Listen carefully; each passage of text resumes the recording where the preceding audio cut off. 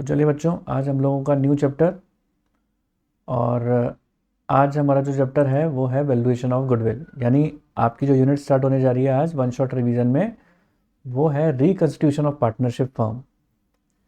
अब reconstitution of partnership firm में goodwill भी पढ़ाऊंगा, आज सारी बातें समझाऊंगा आपको। आपकी बुक में देखोगे तो इसी नाम से है, रिकंस्टिट्यूशन ऑफ पार्टनरशिप फर्म के नेम से। क्या चीज़ होती है, सारी बातों का डिस्कशन करते हैं। यूजुअली ये जो क्वेश्चन जो मैं भी आपको बताने जा रहा हूँ थ्योरेटिकल, वो एग्जामिनर का फेवरेट क्वेश्चन है। क्या होता है, सबसे पहले बात तो मैं आपको बोलूँगा ये रिकंस्टिट्यूशन ऑफ पार्टनरशिप फर्म क्या चीज़ होती है। एग्जाम में आता है कि रिकंस्टिट्यूशन ऑफ पार्टनरशिप फर्म के कौन कौन से केसेस होते हैं बताओ। एमसीक्यू क्वेश्चन कई बार पूछा गया है। तो मैं आपको एक बात बताऊंगा कि किसी भी पार्टनर का अगर फर्म में एडमिशन होता है, यानी दो पार्टनर काम कर रहे हैं, अगर तीसरे पार्टनर का फर्म में एडमिशन होता है तो वो रिकंस्टिट्यूशन कहलाता है। Changing in profit sharing ratio between the existing partner, यानी मान लो पुराने पार्टनर हैं 3:2:1 के रेशो में, और अब उन्होंने अपना रेशो चेंज कर लिया 2:1 कर लिया, यानी रेशो अगर बदल जाता है तो वो भी रिकंस्टिट्यूशन कहलाता है। अगर किसी भी पार्टनर का रिटायरमेंट होता है या डेथ हो जाती है किसी भी पार्टनर की, तो उस समय जो ट्रीटमेंट होते हैं वो भी रिकंस्टिट्यूशन ही कहलाता है। लेकिन याद रहे कि डिसोल्यूशन कभी भी रिकंस्टिट्यूशन नहीं होता। डिसोल्यूशन को हम रिकंस्टिट्यूशन नहीं मानते। तो आपके एमसीक्यू में पूछा जाएगा क्वेश्चन, 4 ऑप्शन दे देंगे आपको, बोलेंगे बताओ इसमें कौन सा रिकंस्टिट्यूशन नहीं होता। ठीक है, तो आप बताओगे कि डिसोल्यूशन ऑफ पार्टनरशिप फर्म को हम रिकंस्टिट्यूशन का पार्ट नहीं मानते हैं। अब आपको पता होना चाहिए बात कि हमारी जो अकाउंटिंग है वो अकाउंटिंग स्टैंडर्ड्स के अंदर लिखी हुई है सारी। अगर आपने 11th क्लास में थ्योरी में भी पढ़ा होगा ये बात कि हमारी जो अकाउंटिंग है वो सारी अकाउंटिंग स्टैंडर्ड्स के अंदर लिखी हुई है। अकाउंटिंग स्टैंडर्ड 1 से लेकर अकाउंटिंग स्टैंडर्ड नंबर 29 तक है, इवन अब तो 31 तक हो गए हैं। अकाउंटिंग स्टैंडर्ड 1 कहता है disclosure of accounting policies. Accounting standard number 2 कहता है valuation of inventory. Accounting standard number 3 कहता है कैश फ्लो स्टेटमेंट। ऐसी हर अकाउंटिंग स्टैंडर्ड के अपने अपने नेम है, और हर टॉपिक के ऊपर सारी बातें, कैसे अकाउंट्स बनने चाहिए, क्या नियम फॉलो होने चाहिए, ये सारी बातें अकाउंटिंग स्टैंडर्ड के अंदर लिखी हुई होती हैं। अब उसी में ही हमारा एक अकाउंटिंग स्टैंडर्ड है, अकाउंटिंग स्टैंडर्ड नंबर 26। ठीक है, ये बोलता है, ये इंटेंजिबल एसेट के ऊपर है। इंटेंजिबल एसेट हमारी गुडविल है।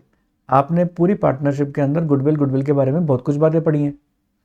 तो मैं देखो सारे बच्चे वापस मैं फिर ये रिमाइंड कर रहा हूँ, कैमरा अपना ओपन रखें, जैसा भी हो कैमरे को ओपन कर दें। अब मैं आपको ये बात बताना चाहता हूँ कि जैसे अकाउंटिंग स्टैंडर्ड नंबर 26 के अंदर गुडविल का ट्रीटमेंट है, ये क्या कहता है। अकाउंटिंग स्टैंडर्ड 26 जो है गुडविल का ट्रीटमेंट क्या कहता है, बात को ध्यान से सुनना। ये ट्रीटमेंट ये कहता है कि जब जब फर्म का रिकंस्टिट्यूशन होगा, फिर से सुनना बात, जब जब फर्म का रिकंस्टिट्यूशन होगा तब तब गुडविल का ट्रीटमेंट आपको करना पड़ेगा। समझ रहे हो मेरी बात, जब जब फर्म का रिकंस्टिट्यूशन होगा तब तब आपको अकाउंटिंग ट्रीटमेंट ऑफ गुडविल करना पड़ेगा। ठीक है, ये अकाउंटिंग स्टैंडर्ड नंबर 26 में लिखा है। इसका मतलब ये हुआ कि changing in profit sharing ratio के अंदर भी आपको गुडविल की एंट्री पढ़नी पड़ेगी। ठीक है, इसका मतलब ये हुआ कि आपको एडमिशन ऑफ पार्टनर में भी गुडविल का ट्रीटमेंट पढ़ना पड़ेगा, जो कि पढ़ा आपने। रिटायरमेंट एंड डेथ में भी पढ़ना पड़ेगा, इसमें भी पढ़ा आपने। लेकिन डिसोल्यूशन के अंदर आपने कोई स्पेशल ट्रीटमेंट नहीं पढ़ा।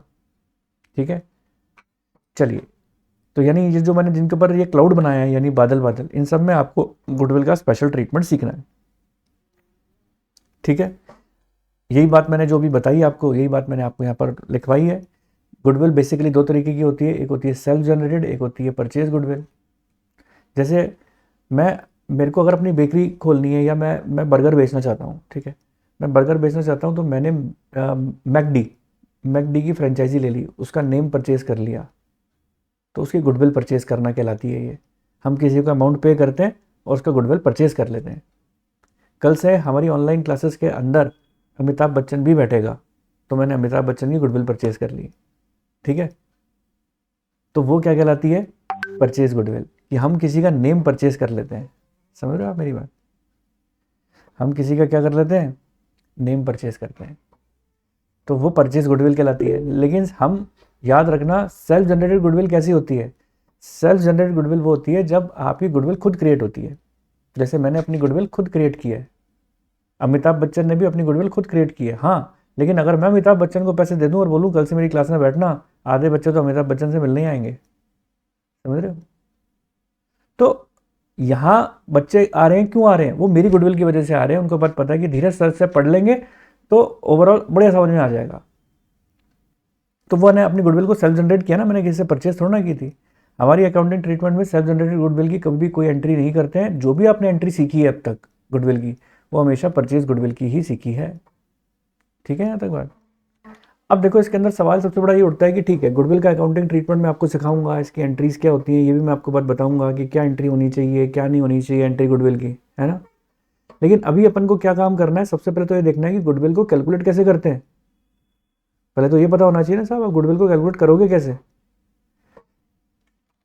अब मैं आपको ये बात बताना चाहता हूँ, गुडविल को वैल्यूएशन करने के कई सारे मेथड्स हैं।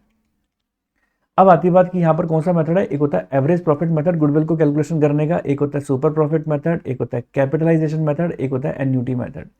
हालांकि मैंने बता दिया आपको एन्यूटी मेथड ये, लेकिन सीबीएसई के कोर्स के बाहर का पार्ट है, इसलिए आपको करने की ज़रूरत नक्को कोई ज़रूरत ही नहीं है आपको करने की। ठीक है, अब देखो सबसे पहले बात आती है एवरेज प्रॉफिट मेथड। इसमें दो तरीके के मेथड पढ़ेंगे अपन, सिंपल मेथड, एक वेटेड एवरेज मेथड। ठीक है, फिर एक सुपर प्रॉफिट मेथड, फिर कैपिटलाइजेशन में भी दो आ जाएंगे, capitalisation by super profit, capitalisation by average profit. अब एवरेज प्रॉफिट मेथड का क्या फॉर्मूला है, average profit into years purchase, ये फॉर्मूला है। ईयर्स परचेज यूजुअली क्वेश्चन के अंदर गिवन होता है, इसलिए इसकी चिंता करने की जरूरत नहीं है, लेकिन एवरेज प्रॉफिट आपको निकालना पड़ेगा। कैसे निकालते हैं एवरेज प्रॉफिट का फॉर्मूला है sum of number of years profit divided by total number of years. ठीक है, तो sum of number of year profit, यानी क्वेश्चन के अंदर आपको नंबर ऑफ ईयर्स के प्रॉफिट्स दे रखे होंगे, सबका सम कर लेना और उसको डिवाइड कर देना टोटल नंबर ऑफ ईयर्स से। ठीक है, अभी आप देखो कई बार क्वेश्चन के अंदर क्या होता है, जब आप प्रॉफिट्स को जोड़ करने जा रहे होते हो ना, तो कई बार क्या होता है उसमें कुछ एडजस्टमेंट्स करने पड़ते हैं। जैसे देखो इस एग्जाम्पल से अपन बात देखते हैं, भगवती ने परचेज किया दुर्गा का बिजनेस। आप अपने आप को भगवती मानो, ठीक है, और मुझे क्या मानो, दुर्गा। भगवती ने दुर्गा का बिजनेस परचेज किया, कब किया, 1 अप्रैल 2019 को। ठीक है, बहुत ध्यान से सुनना, profit of the Durga's business are as follows, Durga के बिजनेस का प्रॉफिट दे रखा है। अब एक बात बताओ, आपको इसमें क्वेश्चन जब आप सॉल्व करोगे तो आपको एवरेज प्रॉफिट मेथड के लिए ये सारे प्रॉफिट्स को जोड़ना पड़ेगा ना, ब्ला ब्ला ब्ला जोड़ना पड़ेगा ना, तभी तो एवरेज आएगा। लेकिन अगर इन प्रॉफिट्स के अंदर कुछ ठीक नहीं है, कुछ गड़बड़ है, तो उसको ठीक करना पड़ेगा। प्रॉफिट कैसे होने चाहिए, नॉर्मल होने चाहिए ना। अगर कुछ एबनॉर्मल जुड़ा हुआ है तो वो हटा दो। याद रखना, एबनॉर्मल गेन जुड़ा हुआ है तो लेस करना पड़ेगा, और अगर एबनॉर्मल लॉस घटा हुआ है तो ऐड करना पड़ेगा। सर ये क्या कह दिया, हाँ, कुछ ऐसा खर्चा जो ऑलरेडी घटा हुआ है तो उसको ऐड कर दो, घटना ही नहीं चाहिए था वो नेट प्रॉफिट में से। और अगर कोई ऐसा कोई इनकम जो ऑलरेडी जुड़ी हुई है तो उसको लेस कर दो। अब देखो इस 8000 में एबनॉर्मल गेन जुड़ा हुआ है 2000 रुपए का, तो मैं इस 80,000 के अंदर क्या कर दूंगा, लेस कर दूंगा 2000 रुपए। और इस 90,000 में एबनॉर्मल लॉस ऑलरेडी घटा हुआ है, तो मैं क्या कर दूंगा, ऐड कर दूंगा। ठीक है, फिर इसके बाद देखो क्या चीज आ रही है यहाँ पर, 60,000। अब 60,000 के प्रॉफिट में वो कह रहा है कि 2018 में हमने इसको रिड्यूस कर दिया 5,000 रुपये because of the goods destroyed by fire. एक बताओ लॉस फायर से हो जाना ये नॉर्मल एक्टिविटी है, एबनॉर्मल है? सर साफ समझ में आ रहा है, तो एबनॉर्मल एक्टिविटी है। तो एबनॉर्मल लॉस आपने इसमें से लेस कर रखा है, तो आपको वापस क्या काम करना पड़ेगा, उसमें एडबैक करना पड़ेगा ना, क्योंकि घटा हुआ है इसमें। ठीक है, बस तो मैंने यही काम देखो इसके अंदर किया है। 80,000 में एबनॉर्मल गेन को लेस कर दिया, 90,000 में एबनॉर्मल लॉस जो घटा हुआ था उसको वापस ऐड कर दिया, और जो 60,000 में 5,000 रुपये लॉस डिस्ट्रॉयड लेस कर रखा था उसको भी ऐड कर दिया। तो मैंने अपने ठीक ठीक प्रॉफिट निकाल दिए सारे एडजस्टमेंट करने के बाद। फिर उसके बाद फलाना ढीमका शीमका इन सबको तीनों को जोड़ दिया, डिवाइडेड बाय 3 किया, तो मेरे पास एवरेज प्रॉफिट आ जाएगा। अब आपको क्या काम करना है, इस एवरेज प्रॉफिट को ईयर्स परचेज से इनटू करना है और आपके अपने गुडविल की वैल्यूएशन निकाल लेना है। तो इस तरीके से आपके गुडविल के क्वेश्चन आएंगे और आपको सॉल्व करने होंगे। तो उम्मीद करता हूँ यहाँ तक की बात आपको सबको समझ में आई होगी। समझ में आई तो लिखो C, बहुत अच्छा समझ में आया तो लिखो CC। मैं इंतजार कर रहा हूँ चैट बॉक्स के अंदर। अगर फुली सेटिस्फाइड हो क्लास से तो लिखो CC, नहीं तो C। ठीक है, ओवरऑल सबको समझ में आ चुका है। ठीक है, चलिए आगे बढ़ते हैं। अगर किसी को डाउट है तो हैंड रेज स्टिल कर सकता है। इसमें देखो कई सारे क्वेश्चंस हैं, कोशिश करूंगा कि मोस्ट ऑफ द क्वेश्चंस को कवर करते हुए चलूं। जो नोट्स के अंदर दे रखे हैं आपको दिख रहा होगा स्क्रीन के ऊपर, A and B are partner sharing profit and losses in the ratio 2:1। A और बी दो पार्टनर है, इनका profit and loss sharing ratio 2:1 है। इन्होंने डिसाइड किया to take C into the partnership for 1/5 share. ठीक है, अब सी को एडमिट कर रहे हैं 1/5 शेयर के लिए, इसका हमें कुछ नहीं करना। सवाल सबसे बड़ा ये उठता है कि ये कह रहे हैं कि इस पर्पस के लिए गुडविल का वैल्यूएशन करना पड़ेगा, और गुडविल को कैसे वैल्यू करना है, 80% of the average annual profit.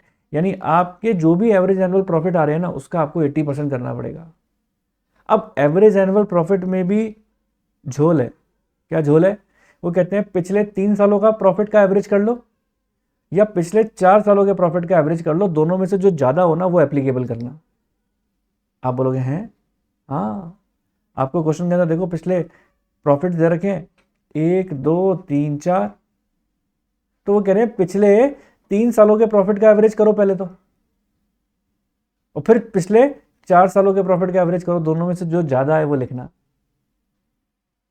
समझदार कोई 5वीं क्लास का बच्चा होगा ना, वही बता देगा सर, अरे सर कैसी बात करते हो, सर 4 साल का ही तो ज्यादा आएगा। बात भी ठीक है यार, 4 साल का ही तो ज्यादा आएगा है, इसमें सोचना क्या है। लेकिन अपन को देखो कैलकुलेट करके तो दिखाना पड़ेगा ना, हम कुछ कर नहीं सकते, बड़ा बचकाना सा क्वेश्चन है ये।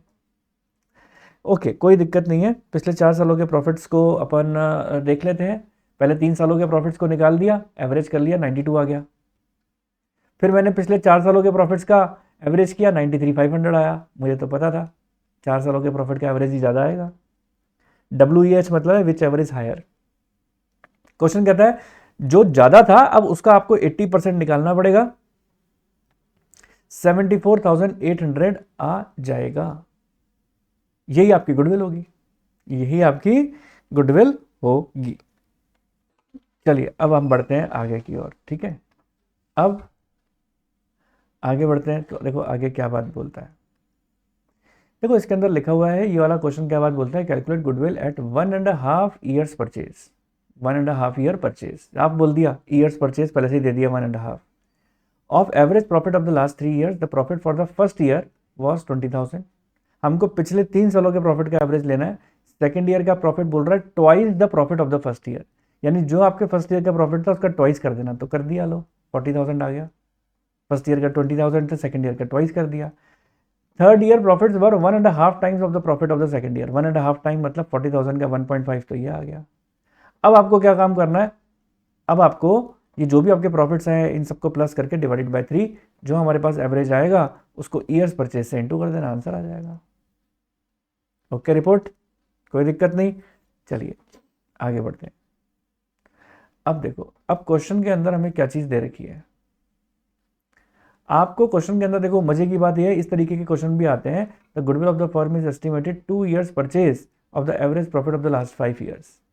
लेकिन आपको जो गुडविल है ना पहले से उठा के दे रखी है, तो फिर पूछ क्या रहे हैं। एक्चुअल में इस क्वेश्चन के अंदर हमको ये वाले साल का प्रॉफिट मिसिंग कर दिया और यहां पर लॉस भी दे दिया। तो आपको क्या काम करना है, गुडविल का फॉर्मूला लगाना है। एवरेज प्रॉफिट मिसिंग है, ईयर्स परचेज पता है आपको, 2 ईयर्स परचेज क्वेश्चन के अंदर दे रखा था। आप इस इक्वेशन को सॉल्व करके एवरेज प्रॉफिट की वैल्यू निकाल सकते हो। अपनी एवरेज प्रॉफिट की देखो वैल्यू आ जाएगी।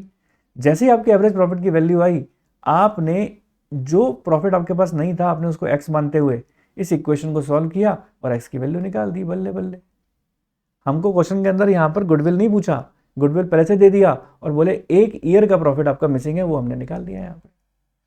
उम्मीद है ये बात भी आपको समझ में आई होगी अच्छे तरीके से। फिर उसके बाद यहाँ पर मैंने आपको कैपिटल और रेवेन्यू एक्सपेंडिचर का मतलब बताया था, जो कि इस क्वेश्चन के अंदर जरूरत है। मुझे ऐसा लगता है कि आपको कैपिटल और रेवेन्यू एक्सपेंडिचर के बारे में पता होगा, क्योंकि ये 11th क्लास का कंसेप्ट है। अब आती है बात यहाँ पर कि ए और बी पार्टनर है, sharing profit in the ratio 3:2। आपका अगर आपके पास डीके वाला या टीएस वाला है, दोनों के अंदर ये क्वेश्चन है, हमें अपने ये वाले जो मैंने दे रखे हैं।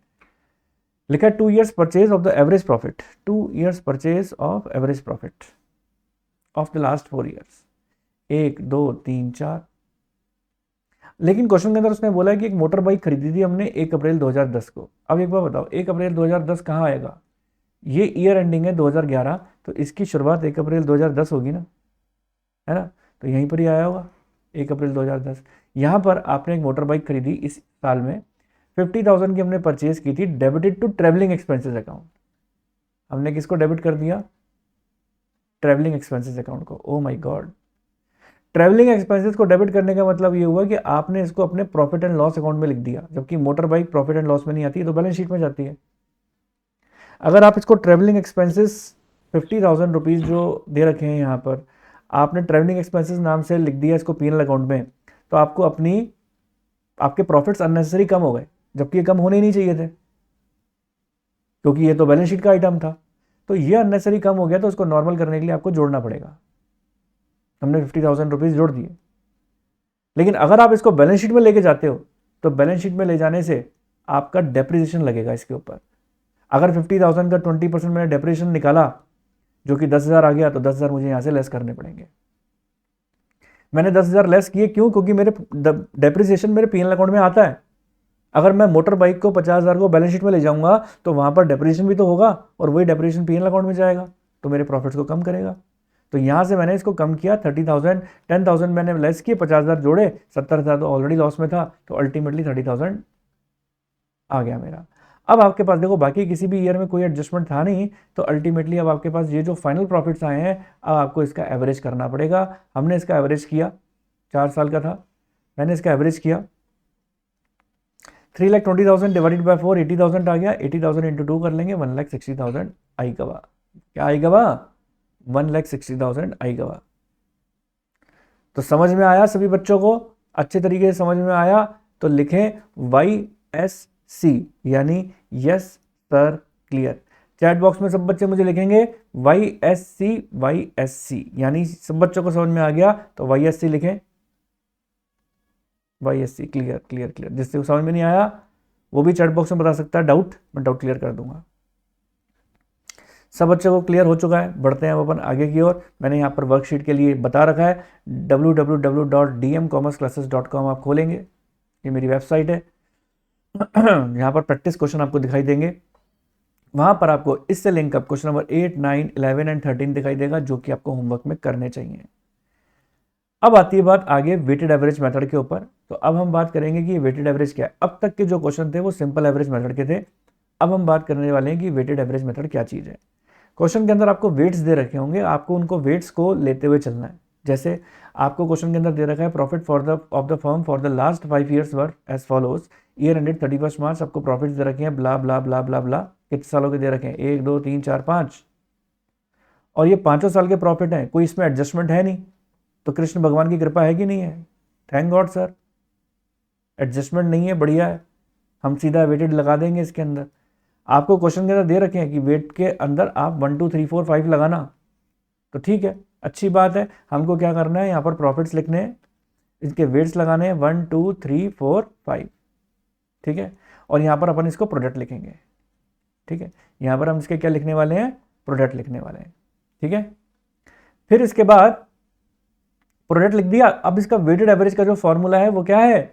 सम of product upon total weights, sum of product upon total weights. तो सम ऑफ प्रोडक्ट कितना आ जाएगा? ये, और टोटल वेट्स कितने हैं? 15 से डिवाइड कर देंगे, तो हमारे पास क्या आ जाएगा? 65,600, और 65,600 को ईयर्स परचेज से इंटू करोगे तो आंसर आ जाएगा। क्या आंसर आ जाएगा? 131,200, 131,200। तो उम्मीद करता हूँ यहाँ तक की बात भी आपको अच्छी तरीके से क्लियर हो गई होगी।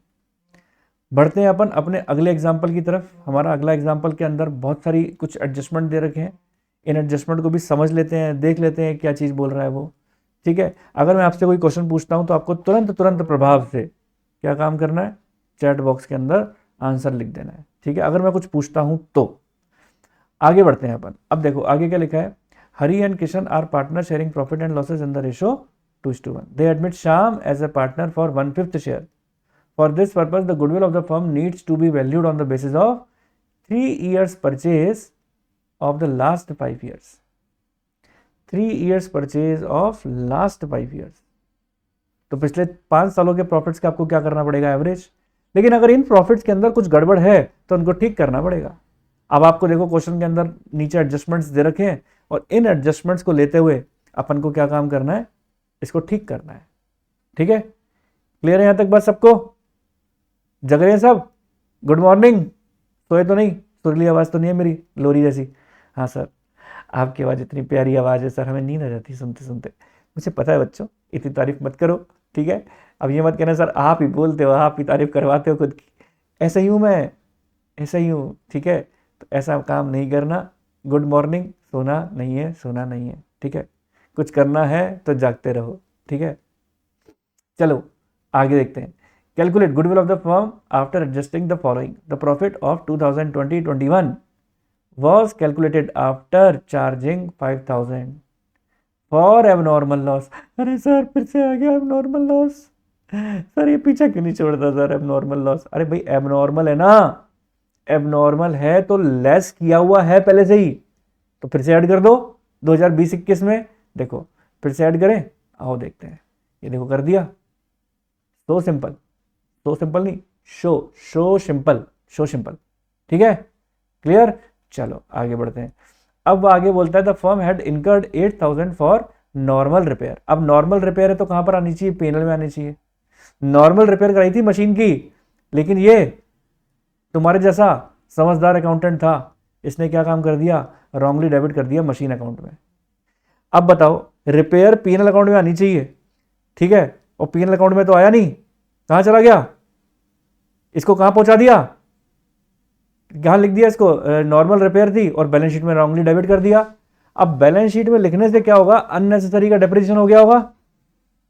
बैलेंस शीट में लिखने से अननेसेसरी डेप्रिसिएशन हो गया होगा, तो उस डेप्रिसिएशन को आपको एडबैक करना पड़ेगा। अपन ने क्या कर्म करेंगे? डेप्रिसिएशन को एडबैक करेंगे। दे रखा है कि वो डेप्रिसिएशन की वैल्यू, डेप्रिसिएशन की वैल्यू तो देनी रखी, लेकिन तो डेप्रिसिएशन इग्नोर करो। ऐसा सोचो कि ये चीज पीएनएल अकाउंट में आनी चाहिए थी, पीएनएल अकाउंट में नहीं आई, तो अब आप अपने प्रॉफिट्स को कम करो, क्योंकि पीएनएल अकाउंट में आनी चाहिए। तो मैंने 8000 रुपये कम कर दिए। क्वेश्चन के अंदर अगर डेप्रिसिएशन की रेट दे रखी होती तो मैं उसका भी एडजस्टमेंट करता, लेकिन हालांकि इस क्वेश्चन के अंदर डेप्रिसिएशन की रेट नहीं दे रखी है। आपने 8000 रुपये को बैलेंस शीट में दिखाया था, अब बैलेंस शीट में नहीं दिखाना चाहिए, इसको पीएनएल अकाउंट में दिखाना चाहिए। अगर आप इसको पीएनएल अकाउंट में दिखाओगे तो आपके प्रॉफिट्स को कम करना पड़ेगा, इसका इफेक्ट यही है, ठीक है? फिर उसके बाद इसके बाद आता है on 1 April 2023 the firm had purchase furniture for ₹20,000। Firm ने कितने का परचेज किया फर्नीचर? 20,000 का। Debited to office expenses, oh my god, लिखा भी है मैंने, डेबिटेड टू ऑफिस एक्सपेंसेस। अगर आप बताओ फर्नीचर खरीदोगे और अगर आप ऑफिस एक्सपेंसेस को डेबिट कर दोगे तो प्रॉफिट को अननेसेसरी कम कर दोगे, नहीं होना चाहिए था ना कम। तो करेक्ट करने के लिए अपन को क्या काम करना पड़ेगा? 20,000 को एडबैक करना पड़ेगा, क्योंकि प्रॉफिट्स में से हटाना है ना इसको, तो एडबैक करना पड़ेगा। अब अगर ये बैलेंस शीट पे जाता है तो आपको 10% की रेट से स्ट्रेट लाइन मेथड पे डेप्रिसिएशन लगाना है। तो आओ डेप्रिसिएशन लगा लेते हैं। इसका 10% निकाला 2000, और डेप्रिसिएशन आपके प्रॉफिट्स को कम करेगा, तो प्रॉफिट्स को कम कर दिया, ठीक है? अल्टीमेटली हमारे पास नेट ये करेक्टेड प्रॉफिट्स आ गए, और इन्हीं करेक्टेड प्रॉफिट्स का, ठीक है, इन्हीं करेक्टेड प्रॉफिट्स का अपन एवरेज निकालेंगे और ये एवरेज इसका आ जाएगा। उम्मीद करता हूँ सभी बच्चों के घुटनों तक बातें पहुँच गई होंगी, ठीक है? घुटनों तक सारी बातें पहुँच गई होंगी अच्छे तरीके तक, ठीक है? तो समझ में आया तो ठोको लाइक, समझ में आया तो लाइक कर दो, लाइक कर दो, लाइक कर दो, लाइक कर दो, इमोजीज दे दिया करो, लाइक कर दिया करो, ठीक है? चलो फिर से आप देख सकते हो कि मैंने टाइम के ऊपर लिखा हुआ है कि आपको मेरी वर्कशीट के ऊपर जाकर, कहां पर वर्कशीट देखनी है? dmcommerceclasses.com में जाके आपको मेरी वर्कशीट्स को खोलना है और वहां पर जाके क्वेश्चन नंबर 13 करना है, जो कि इससे लिंक अप हमारा क्वेश्चन है, ठीक है? हालांकि मैंने बच्चों को क्वेश्चन नंबर 13 दिया था, लेकिन उनको कुछ प्रॉब्लम्स आई थी, तो मैंने यहाँ पर क्वेश्चन नंबर 13 एक्सप्लेन किया है। नथिंग टू वरी, ये नोट्स आप लोगों के पास पहुंच जाएंगे, ठीक है? आपको क्वेश्चन नंबर 13 करना है। अगर नहीं समझ में आता है तो ये नोट्स में से आप उसके सॉल्यूशन को देख लेना, कोई दिक्कत आए तो मेरे से पूछ लेना। अभी मैं क्वेश्चन नंबर 13 को डिस्कस नहीं करने वाला, नको, ठीक है? चलो आगे बढ़ते हैं। अब नेक्स्ट पॉइंट हमारे पास आ रहा है किसका? सुपर प्रॉफिट का। ओ सर सुपर प्रॉफिट, ठीक है सर। सुपर प्रॉफिट का मतलब, मैंने कहा सुपर प्रॉफिट का मतलब जैसे सुपरमैन, पता है नॉर्मल मैन और सुपरमैन में क्या फर्क होता है? पता है? नहीं पता? मैं बताता हूँ। नॉर्मल मैन जो नॉर्मल तरीके से बिहेव करता है, और सुपरमैन के पास वो शक्तियां होती हैं जो नॉर्मल मैन के पास नहीं होती, है ना? वही तो शक्तियां होती है सुपरमैन के पास। तो बस सुपर प्रॉफिट भी वैसा ही है, जो नॉर्मल से ऊपर है।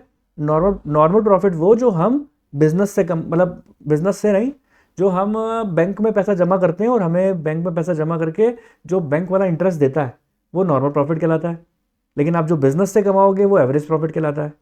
तो आपका बिजनेस में कुछ ना कुछ सुपरनेस है, तभी तो आप बैंक में जाके पैसे जमा नहीं कराते। भाई एक बात बताओ, मेरे पास आज 50 लाख रुपए पड़े हैं, मैं 50 लाख रुपए को बैंक में जमा करा दूं और घर बैठ के रोज टीवी देखूं, खाऊं पीऊं सो जाऊं, ठीक है, ये जो काम अगर मैं करता हूं तो भी मेरे पास बैंक वाला मुझे इंटरेस्ट के पैसे देता रहेगा कमा कमा के, पर बैंक से इंटरेस्ट के पैसे मिलते हैं। लेकिन अगर मैं इसी पैसे को बिजनेस में लगाता हूं तो मैं क्यों लगाऊंगा, क्योंकि मुझे पता है, क्योंकि मैं बिजनेस में ज़्यादा कमा सकता हूं जितना मुझे बैंक से मिलेगा इंटरेस्ट, उससे ज़्यादा कमा सकता हूं। तभी तो मैं बोलता हूं इसके अंदर क्या चीज़ है, कुछ ना कुछ सुपरनेस है मेरे बिजनेस में। वो जो सुपरनेस है वही तो सुपर प्रॉफिट है, जो सुपरनेस है वही तो सुपर प्रॉफिट है। चलो बढ़ते हैं अपन आगे की ओर। फॉर्मूला है इसका average profit minus normal profit. Question से और समझ में आएगा सुपर प्रॉफिट का फॉर्मूला क्या है। आप अगर सुपर प्रॉफिट निकालने में सक्षम हो जाते हो तो सुपर प्रॉफिट को ईयर्स परचेज से इंटू करना होगा और आपके पास गुडविल आ जाएगी। सर क्या इस क्वेश्चन के अंदर भी आपको ईयर्स परचेज दे रखा होगा? जी हाँ, दे रखा होगा। कई बार क्वेश्चन के अंदर नॉर्मल प्रॉफिट नहीं दे रखा होता तो उसका भी फॉर्मूला आपको लगाना होता है, capital employed into rate upon 100। और सर अगर कैपिटल एम्प्लॉयड दे रखी होगी, मैंने कहा सर ना दे रखी हो तो उसका भी फॉर्मूला है capital employed total asset minus outsiders liability. Sir सबके फॉर्मूले हैं, मैंने कहा सबके फॉर्मूले हैं। सर ये फॉर्मूला एक जगह लिख दो ना, मैंने बताया था ना, मेरी इंस्टाग्राम आईडी को फॉलो कर लो, वहाँ पे रील्स आती रहेंगी तो वहाँ पर मैंने आपको बताया था कि वहाँ पर आपके पास PDF लिंक ऑटोमेटिकली आ जाएंगे। ठीक है, तो ये है, खुद भी फॉलो करो, दूसरों को भी फॉलो कराओ ताकि ये लिंक सबको मिल जाए।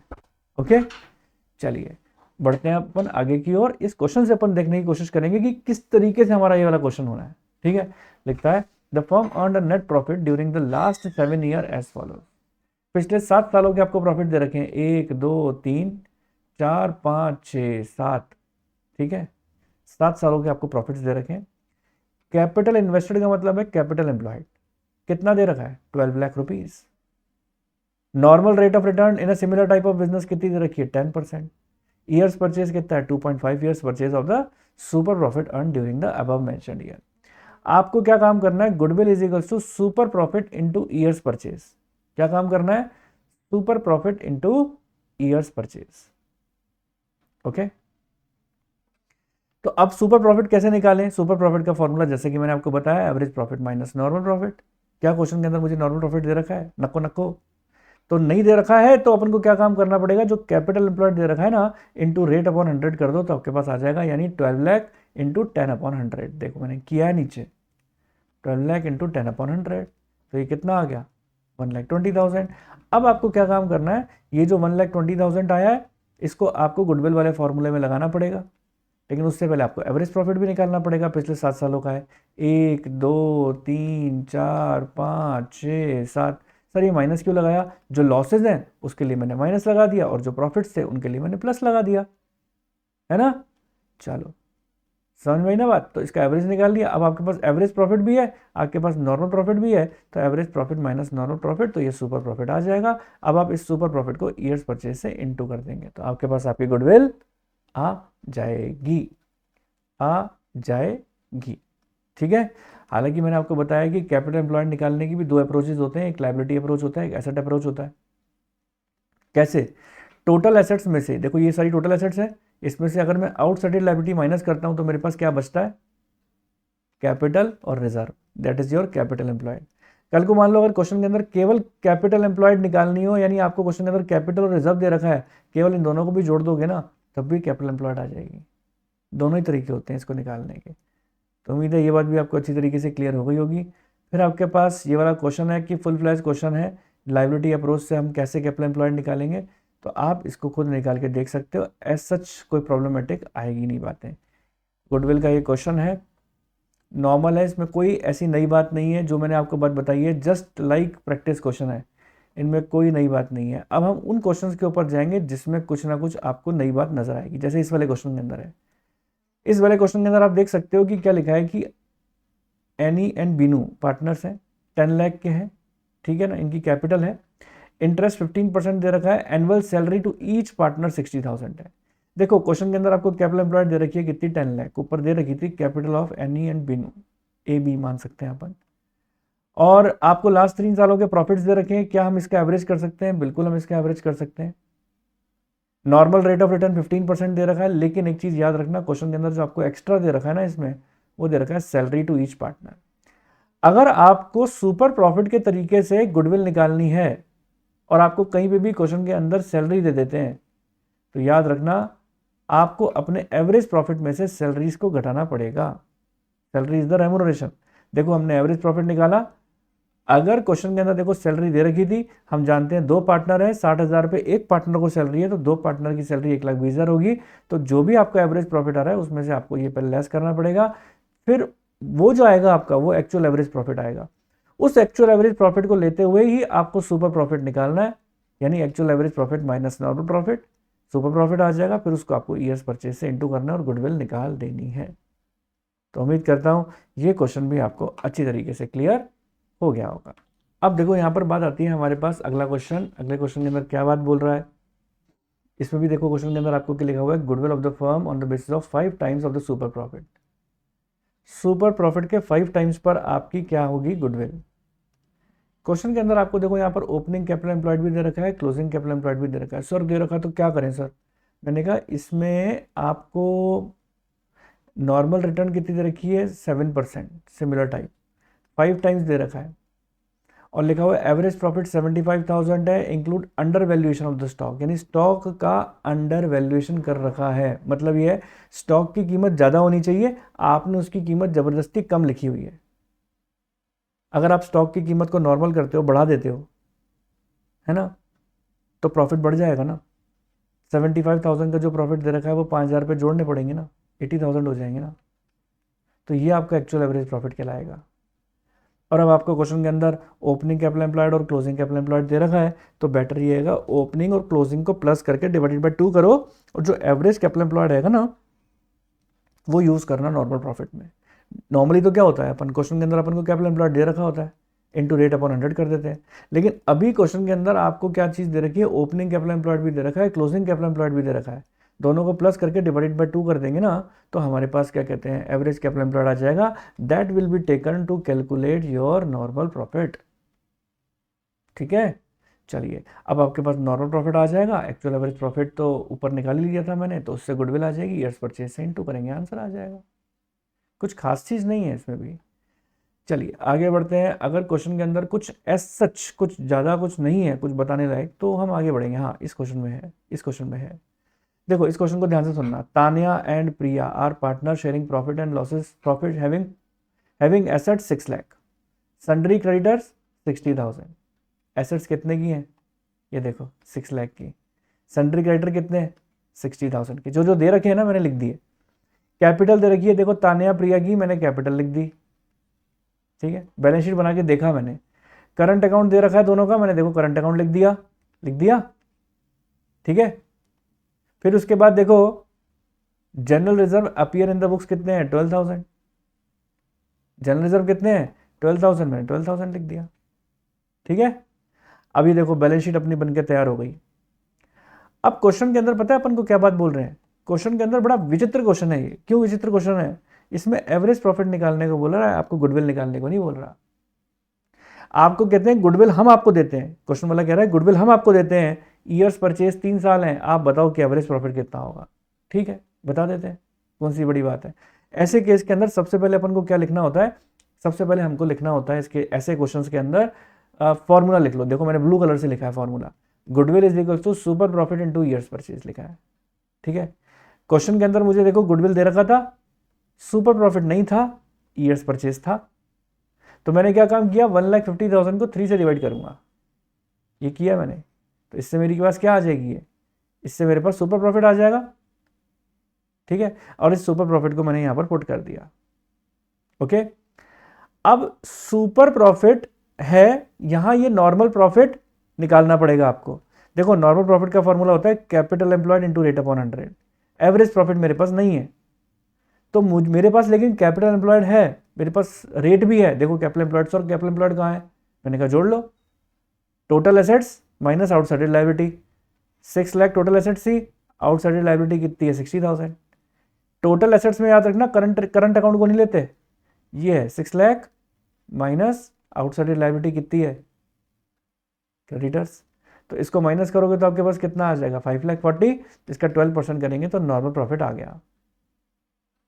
इस नॉर्मल प्रॉफिट को अब आप ऊपर लिख लो, अब आप इंटरचेंज करो। देखो यहां पर आपके पास एवरेज प्रॉफिट को यहीं रहने दो, इसको अगर मैं इधर ले जाऊं तो 50,000 प्लस 64,800 हो जाएंगे ना, तो 50,000 और 64,800 को प्लस करेंगे तो एवरेज प्रॉफिट आ जाएगा आपके पास। यहाँ पर ये क्या हो जाएगा आपका एवरेज प्रॉफिट।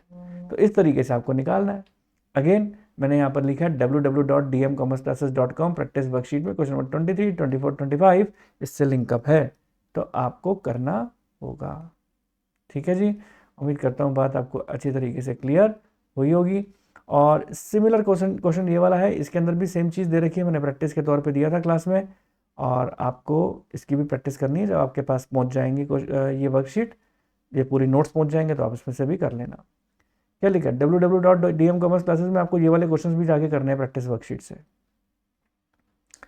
सिमिलर क्वेश्चंस हैं, इसमें कोई ऐसा चेंजेस नहीं है और आप आराम से इसमें से निकाल सकते हो। कैपिटल एम्प्लॉयड निकालना है इस क्वेश्चन के अंदर और इजीली निकल जाएंगे, कोई नई बात नहीं है। अब हमारे पास आ रहा है कौन से मेथड, कैपिटलाइजेशन मेथड। क्या बोलता है कैपिटलाइजेशन मेथड, देखते हैं। देखो कैपिटलाइजेशन मेथड में लिखा हुआ है दो तरीके कैपिटलाइजेशन होते हैं, capitalisation of average profit, capitalisation of super profit. अगर हम बात करते हैं कैपिटलाइजेशन ऑफ एवरेज प्रॉफिट की, तो इसका फॉर्मूला होता है goodwill is equals to capitalized value of average profit minus net assets. क्या होता है capitalized value of average profit minus net assets. तो capitalized value of average profit कैसे निकालोगे, उसका फॉर्मूला है average profit upon normal rate of return into 100, है ना। तो अब आप ये देखो, ये जो लिखा हुआ है ना अपने पास, ये नेट एसेट, याद रखना नेट एसेट और कैपिटल एम्प्लॉयड एक ही चीज़ होती है। और मैं आपको पहले बताकर आया हूँ कि कैपिटल एम्प्लॉयड नेट एसेट्स और मतलब कैपिटल एम्प्लॉयड कैसे निकालते हैं। तो जैसे आप कैपिटल एम्प्लॉयड निकालते हो वैसे ही आप नेट एसेट निकालोगे। ठीक है, चलिए अब आती है बात यहाँ पर एग्जाम्पल पढ़ते हैं। लिखा है a business has earn an average profit of ₹1 lakh during the last few years and the normal rate of return in the similar business is 10%। Normal rate of return कितना है 10%। एवरेज प्रॉफिट कितना है 1 lakh. Net assets कितनी है 8,20,000। It is already given in the question, ये देखिए ये रही। और क्वेश्चन के अंदर मेंशन्ड है capitalisation of average profit if net asset of the business are given, this is your net asset. तो अब क्या हो जाएगी, गुडविल का फॉर्मूला लगाएंगे, वही जो मैं अभी आपको ऊपर सिखाकर आया हूँ, capitalize value of average profit minus net asset. तो capitalize value of net average profit कितना है 10 लाख माइनस 8,20,000, तो कितना आ जाएगा 1,80,000। ठीक है, अब आप करोगे capitalise value of average profit upon normal rate of return into 100।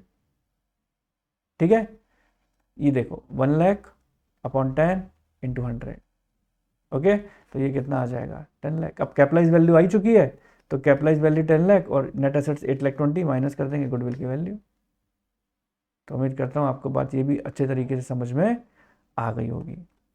ठीक है जी, और फिर उसके बाद यहाँ पर ये जस्ट लाइक एक एग्जांपल है फॉर प्रैक्टिस, कुछ नई चीज़ नहीं है।